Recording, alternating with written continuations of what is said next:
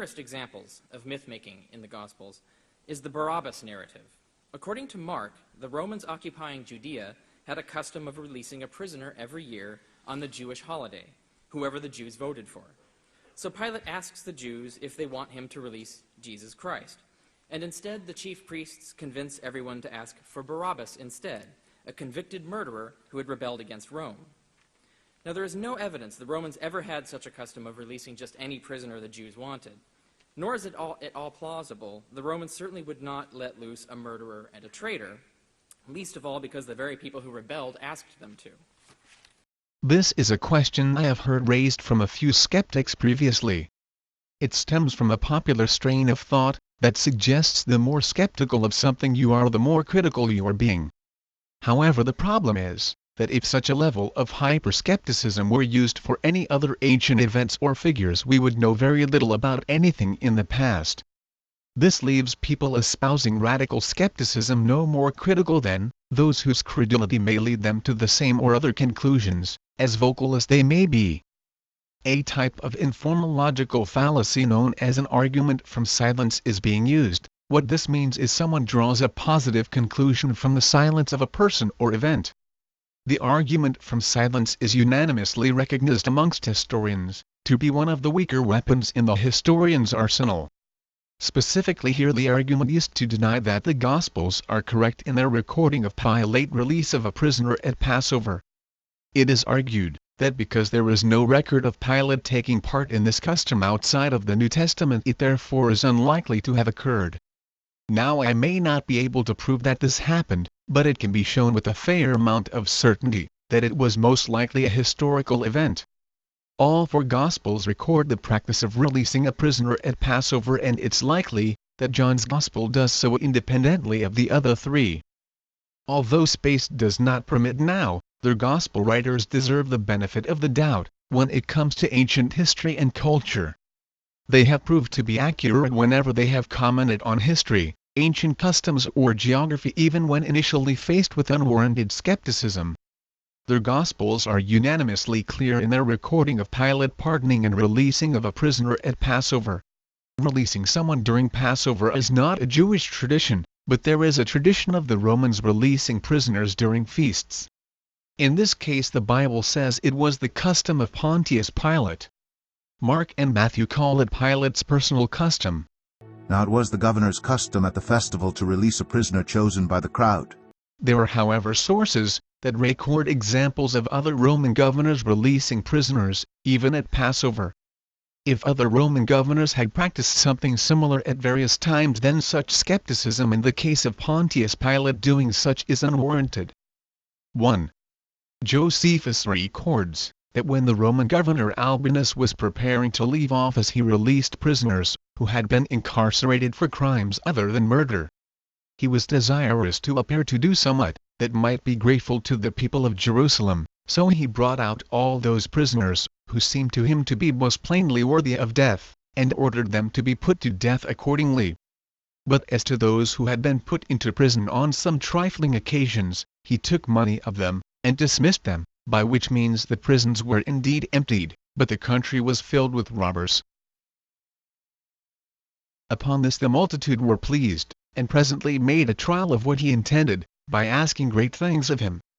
For some made a clamor that he would ease them in their taxes, others, that he would take off the duties upon commodities, and some, that he would loose those that were in prison. In all which cases he answered readily to their satisfaction, in order to get the goodwill of the multitude. After which he offered the proper sacrifices, and feasted with his friends. In the Mishnah, Jewish oral tradition, written in around AD 300, records that they may slaughter the Passover lamb for one whom they have promised to bring out of prison. Now it's not exactly clear, but this certainly records a prisoner being released specifically at Passover. A piece of papyrus also records a Roman governor of Egypt saying, "You were worthy of scourging, but I gave you to the crowds."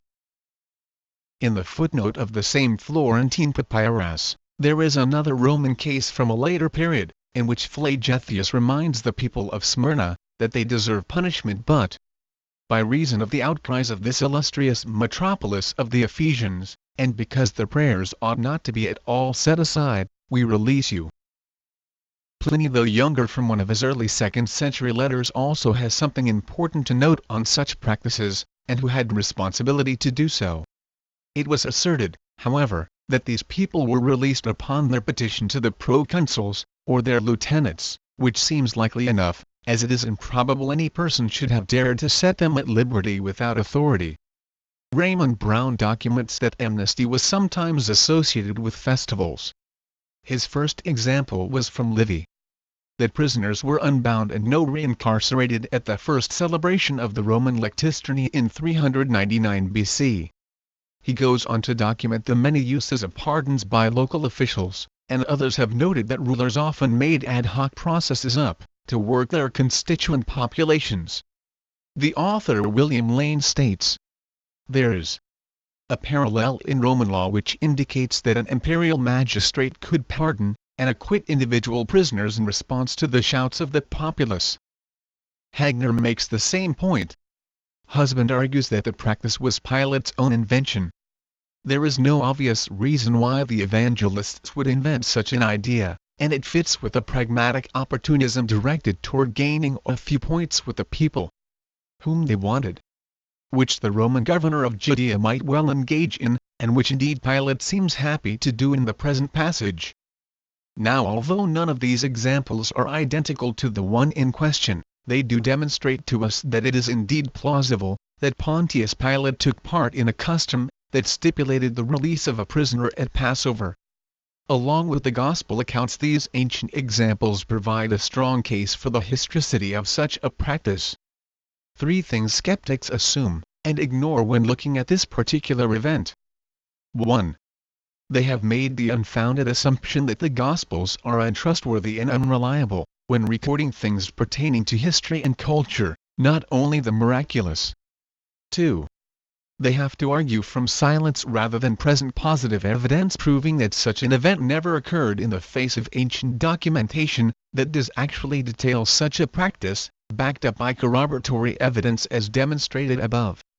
3. They have to ignore, or reasonably explain away the recording of such a practice in the Gospels, which are types of Hellenistic biography, that have proven to be reliable ancient documents.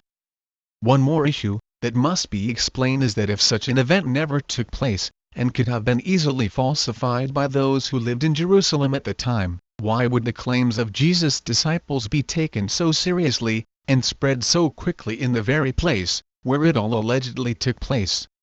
It is most likely because the disciples were not in the practice of reporting events that did not occur, or describing people who did not exist.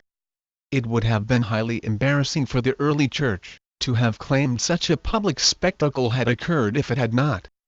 Such an elaborate lie could have halted the first Christians in their tracks, yet in fact they went on to become a sociological phenomena, showing that something of miraculous portions must have occurred.